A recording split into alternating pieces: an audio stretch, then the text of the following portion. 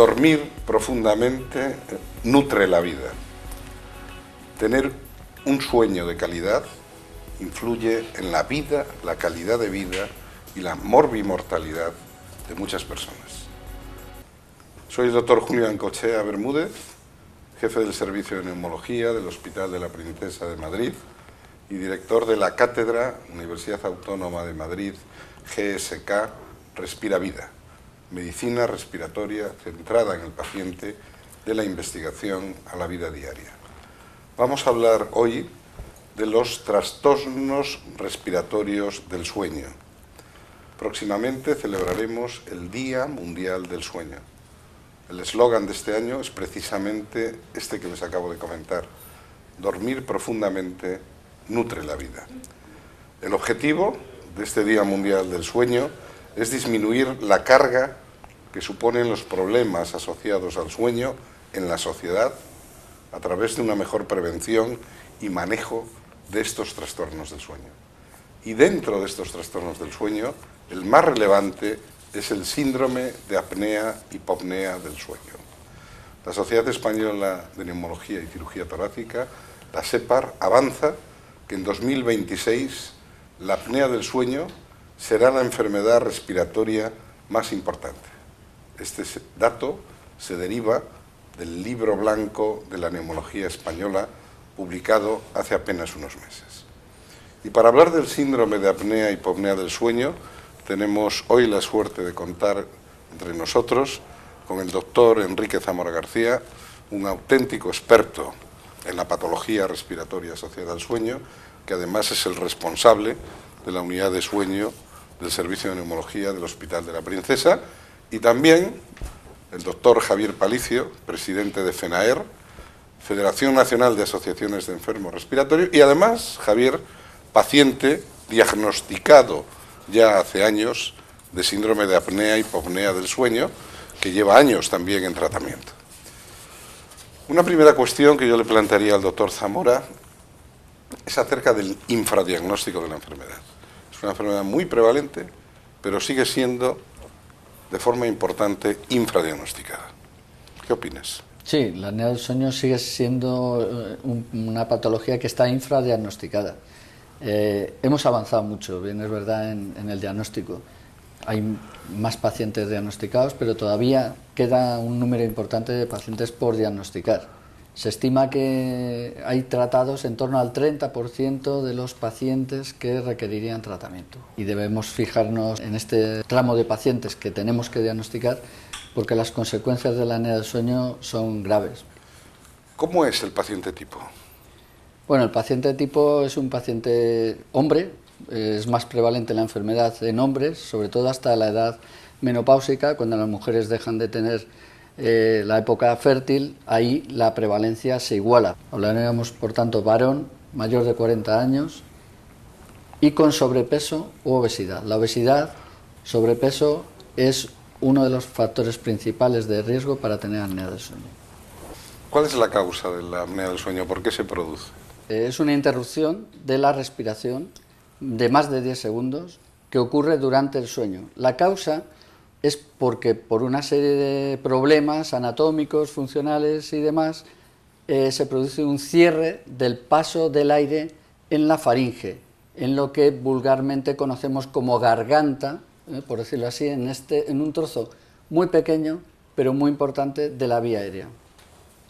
¿Y cuáles son las consecuencias de esta apnea del sueño?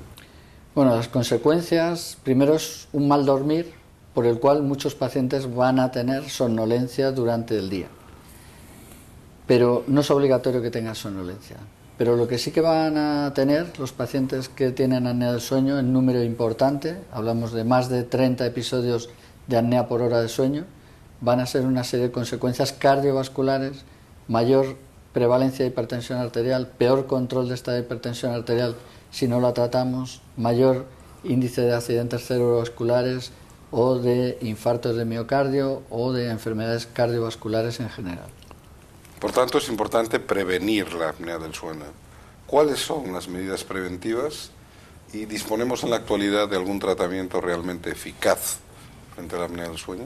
Sí, hemos dicho que la obesidad, el sobrepeso, es uno de los factores más importantes para padecerla. Hay que mantener un control de peso equilibrado. El disminuir peso va a hacer que tengamos menor riesgo para padecerla y que si la padecemos se controle mejor. Hay que evitar el alcohol en las 6 horas previas al sueño, que va a favorecer la obstrucción de la vía aérea superior. Hay que eliminar el tabaco, que va a actuar también aumentando el riesgo de tener apnea. Un buen dormir, unas horas suficientes, unas horas regulares, también va a hacer que el paciente tenga menos probabilidad de tener apneas. Aparte de estas medidas preventivas, disponemos de un tratamiento eficaz, que es la CPAP nasal. Consiste en un dispositivo que se conecta a la luz y mediante un compresor de aire va a emitir un flujo de aire continuo que aplicamos a través de una mascarilla que se fija en la nariz o nariz y boca del paciente, por el cual vamos a mantener, por decirlo así, hinchado el paladar, hinchado la faringe, esa zona que es la que se obstruye de forma permanente como si fuera un globo, y corregimos las apneas. Muy bien, Javier, tú padeces un síndrome de apnea y hipopnea del sueño. Sí. Fuiste diagnosticado y se te instauró el tratamiento con la CPAP nasal. ¿Qué supuso para ti la CPAP? Pues mira, yo llevo muchísimos años usando CPAP. Duermes perfectamente, solo al que le moleste un poco el tener un artilugio puesto en la cara, pero que te acostumbras fácilmente. Se me ha quitado la somnolencia diurna, me noto que estoy más ágil, mi tensión arterial está mejor controlada y ronco menos, o ronco casi nada, porque realmente no me protestan en casa. De alguna manera podríamos decir que la CPAP te ha cambiado la vida. Yo creo que sí, y eso es lo que vemos en la gente que está en las asociaciones de pacientes, además. Como presidente de FENAER, además tú viajas mucho, ¿no? Sí. Bueno, ¿es esto un problema? No es ningún problema. Yo, que viajo mucho, la llevo conmigo en la maleta siempre, porque es un artilugio más. Y realmente no... creo que sí que la gente debería de usarla. Siempre que hay problemas de eso, usarla. Y es más, hay mucha gente, como yo, que además de apnea del sueño, tiene rinitis alérgica. Y es una cosa que sí que hay que hacer, que puede molestar un poco, porque tienes que tratar la rinitis alérgica para evitar, porque con rinitis no puedes poner la CPAP. Entonces sí que conviene tratarla también. O sea que la CPAP es una buena compañera de viaje también. Sí, sí. Bueno, dormir profundamente nutre la vida. Demos la importancia al sueño, a la calidad del sueño y a las repercusiones que pueden tener las alteraciones del sueño en la vida diaria. El síndrome de apnea y hipopnea del sueño está infradiagnosticado, hay que pensar en él. Hay un prototipo de paciente, hay unos síntomas guías, hay una serie de datos que nos orientan. Disponemos de pruebas diagnósticas sencillas, la poligrafía la realizamos ambulatoriamente cada día y disponemos de un tratamiento eficaz.